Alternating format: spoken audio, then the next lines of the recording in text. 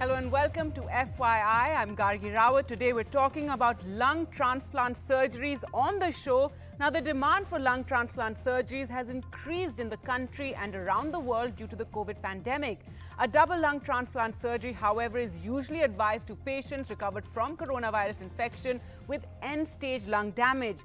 Lung transplantation surgeries are extremely complex, pose a lot of risk to the patient, and are very expensive. No government hospitals to date have taken up lung transplant surgeries. One of the key challenges is also in harvesting lungs is that the organ needs to be transplanted into the receiver's body within 4 to 6 hours, unlike 12 hours in the case of a kidney. But to talk more about this, let's take it to the doctors, and that's where we'll get all our information from. We're joined by Dr. T. Sundar, Senior Cardiothoracic and Transplant Surgeon, Director of Lung Transplantation at Apollo Hospitals, Chennai, India. And we're also joined by Dr. Vivek Nangia, Principal Director and Head Respiratory Critical Care Medicine, Max RK. Thank you so much, doctors, for taking your time out and joining us here. I'd like to start with you, Dr. Nangia, because first let's talk about how COVID affects the lungs and you know, what kind of damage it does. Thank you for asking me this very valid question. COVID basically results initially in an inflammation inside the lung. Inflammation manifests in the form of GGOs, patches, pneumonias, organizing pneumonias, consolidations, as we call them on a CT scan. I'm sure all of us have seen the CT scan reports where there's a scoring that is mentioned, a series score of 10, 15 out of 25. Some people score it out of 40. That basically shows the extent of lung involvement following the COVID pneumonia. Now, as a part of resolution, many people have a total resolution from the pneumonia bit. The inflammatory cascade settles down, the pneumonia starts to resolve, which may take 4 to 6 weeks or even longer sometimes. But people stop having symptoms after the 3rd or the 4th week. But there are certain people in whom this pneumonia or the inflammation that has occurred heals in the form of fibrosis. Fibrosis means it's a dead tissue. So all that active inflammation that was there now becomes inactive. All that normally functioning tissue that was there in the lungs now becomes inactive. It becomes dead. As a result, the normal functioning of the lung is hampered. So the gas exchange that is to occur at the level of the alveoli, that is lost completely because all those normally functioning alveoli have been replaced by dead tissue, which is called fibrotic tissue or the scarring tissue. And the patient by now has developed lung fibrosis. It's a very small percentage of patients who develop this, but yes, it does happen in some patients. Right. So, Dr. Sundar, when do you make that decision that the patient needs a lung transplant? Thank you. Thank you for inviting me. When the lung does not do the work it does, what we call end-stage lung disease, and there is no other options which could improve or repair the lung, that is the general indication for doing a lung transplant. What will be the disease process initially? It could be ILD, COPD, which is chronic obstructive lung disease affecting smokers.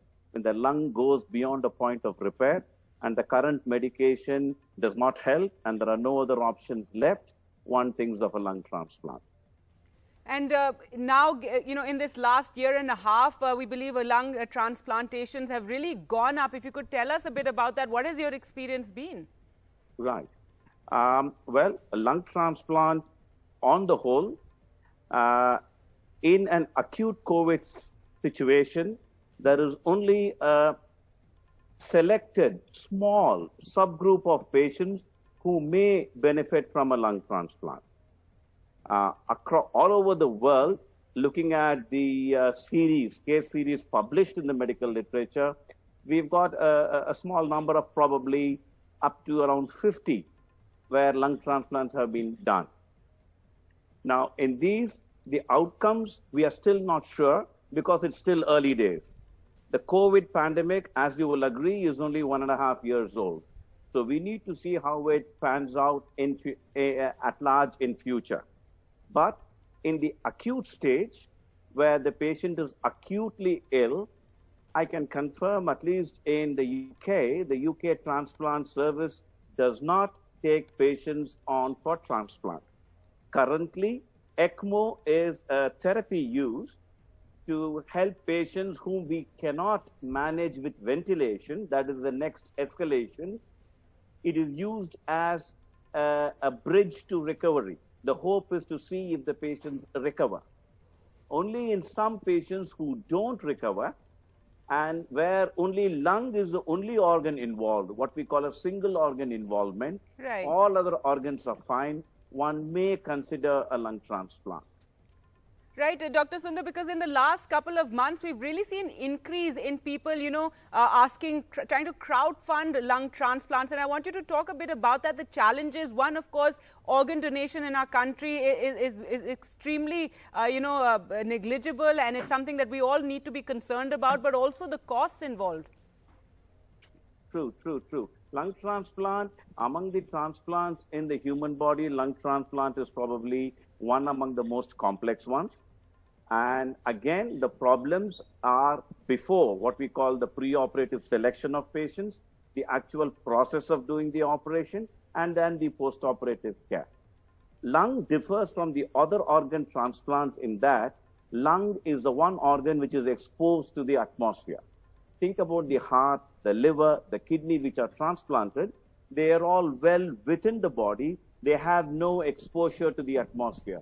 Whereas lung, we breathe air from outside. Now, let's say you're sitting in a room, the transplanted patient will breathe in the air, which has been breathed out by the other occupants. So that makes it a big risk for infection. Again, the surface area of the lung is so high, there is a higher incidence of rejection.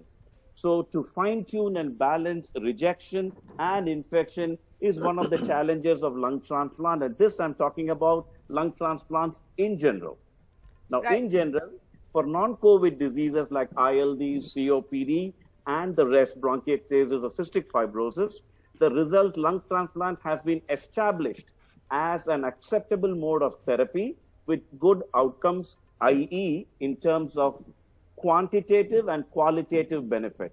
Qualitative benefit in terms of improved survival, improved quality of life, and quantitative in terms of increased survival after the operation. Now, COVID is a special scenario.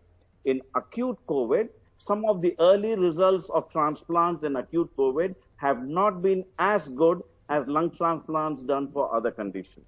Now, the reason for this are many. COVID does not affect only the lung. Although it appears that other organs are working well, it is subject to an inflammation throughout the body. And how the body responds to the lung is another big question.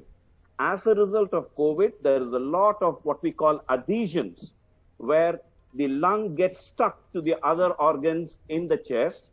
It's a technical challenge to take the lungs out, and there is a lot of bleeding.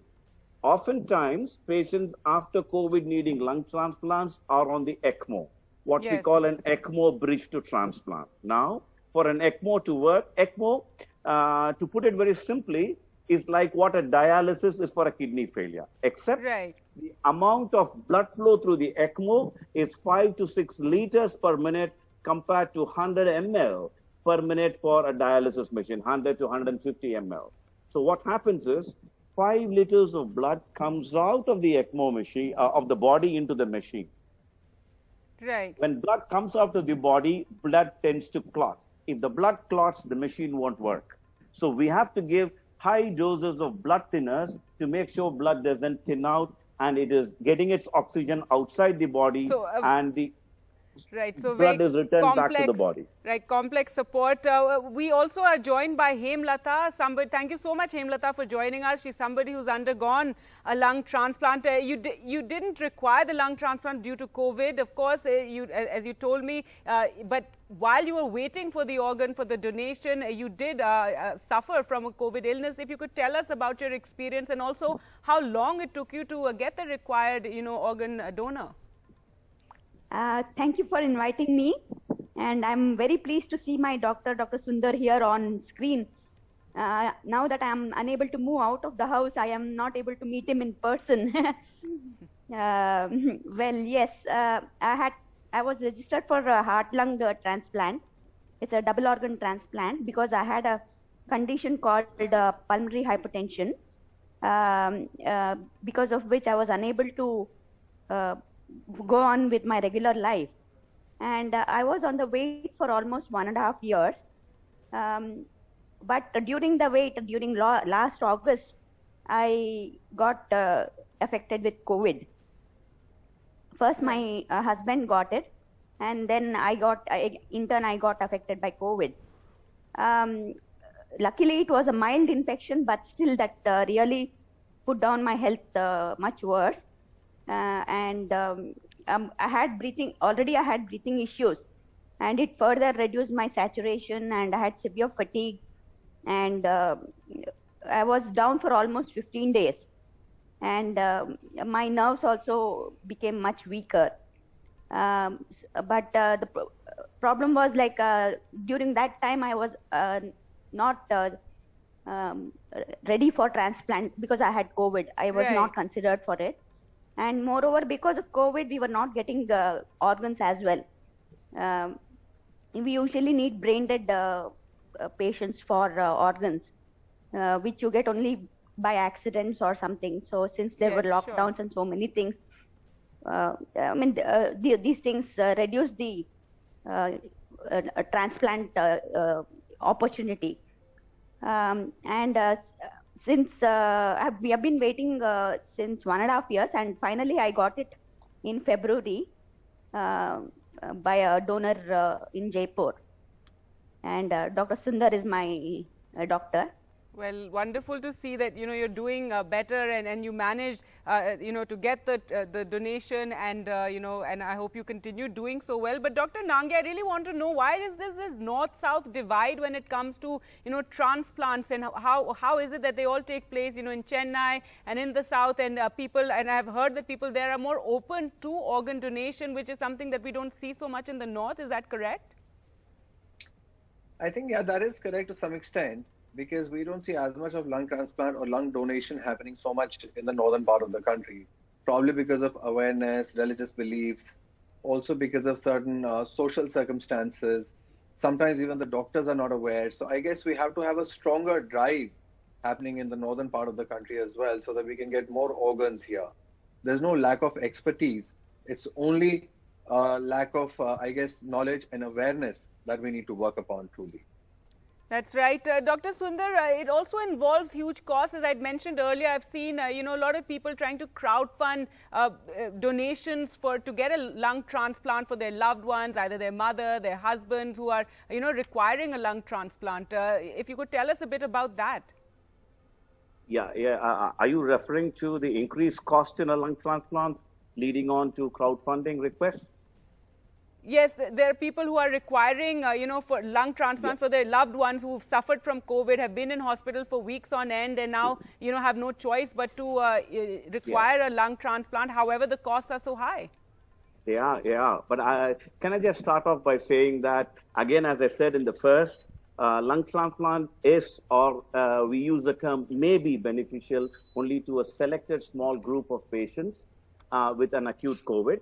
And especially patients, let's say, who are young, who have a single organ. Now, despite being on the ventilator or despite being on the ECMO, if they do not get better, lung transplant is an option. Now, to institute an ECMO and to maintain an ECMO is a big technical challenge. ECMO is perhaps one of the most invasive medical procedures, in that it involves putting two heavy-duty pipes, most commonly one in the neck and one in the groin. Sometimes we put just a single big pipe in the neck, and we go ahead and do this. Now, this is labor-intensive, time-intensive, requires a lot of resources, and in the ICU, what we do is try and get patients off the ventilator as soon as we put on ECMO.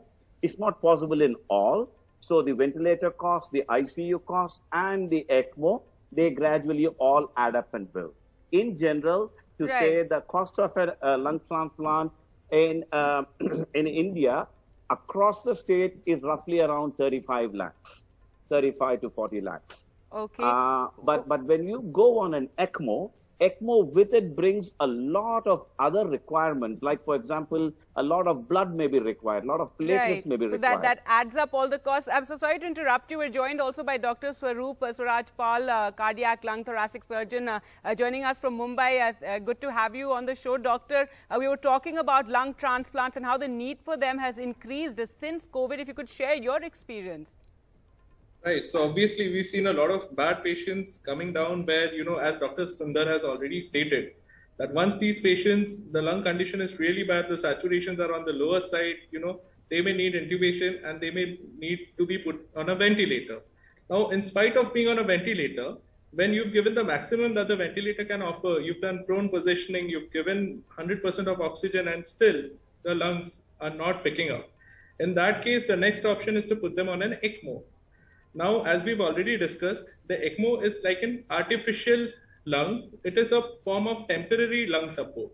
So once we put them on ECMO, we hope that with medications, the patient may heal, the lungs may start healing. So we give them some time. We give them, say, 3 weeks, 4 weeks, 6 weeks.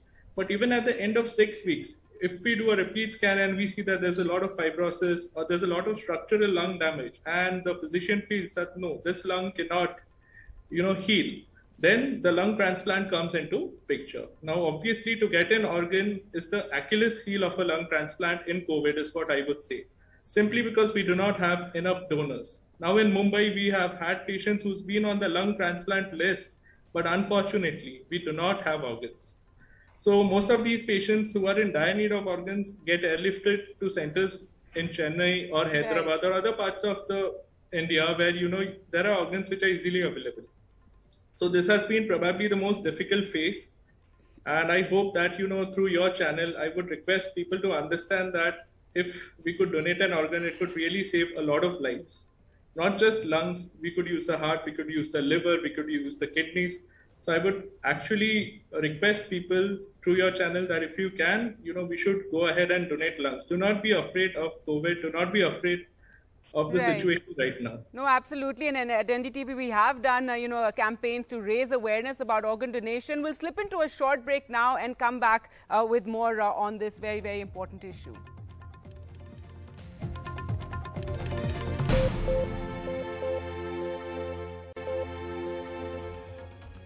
Welcome back. You're watching FYI, and we're talking about lung transplant surgeries, the demand for which has gone up due to COVID, and we're joined by our doctors. Dr. Nangia, I wanted to ask you about, how we keep talking about air pollution in Delhi, and has air pollution also complicated the damage to the lungs for those who do get COVID?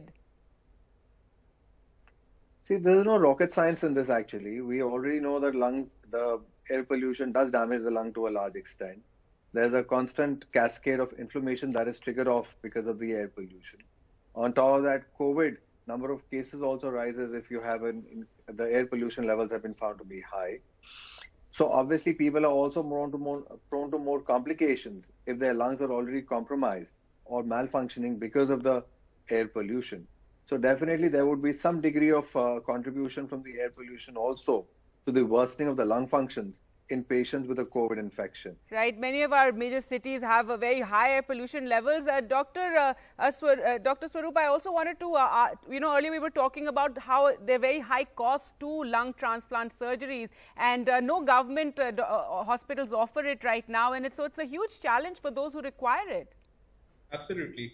So obviously lung transplant, because it needs a lot of expertise, it needs an organ to be procured, it needs a lot of tests to be done before as well as after, and plus the need of immunosuppression, long ICU stays.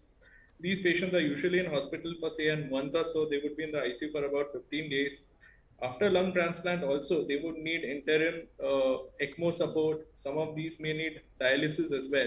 So all of these definitely add up. So the actual cost which comes around to somewhere in excess of say 40 lakhs. Now, obviously, certain places in India, we have government providing some bit of support to that. And I hope that, in the course of time, the whole of India and the government in all states, help the transplant program in general, because most of these transplants are quite costly. Not every common living being would be able to afford it. But yes, with some amount of support coming in, and I'm sure there... What kind of support, if you could just tell us? Maybe something like, say, for example, if the cost is around 40 lakhs, if the government can put in, say, 25 lakhs, I mean, obviously, I'm not the right person to talk about this. I'm very bad with policy. We spoke about it earlier, but you're saying that certain states are providing the support.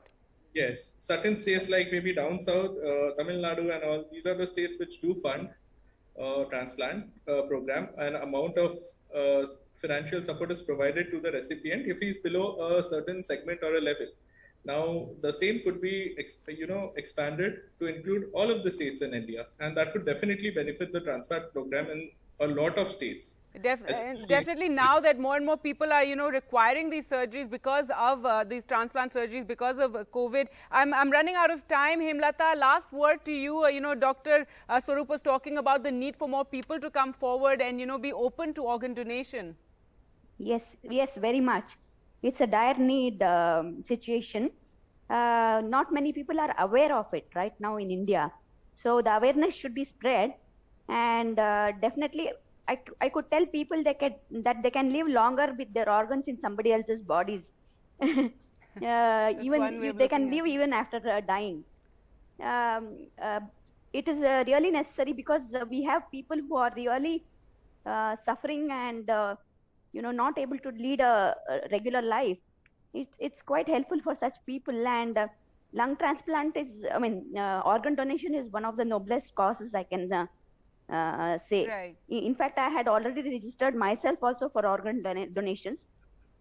All right, that's wonderful to hear, and really wishing you all the best. Thank you so much, doctors, for joining us on the show and taking your time out to talk about this very, very important issue. Thank you. Well, that's all the time we have on the show. Thanks for watching. Goodbye.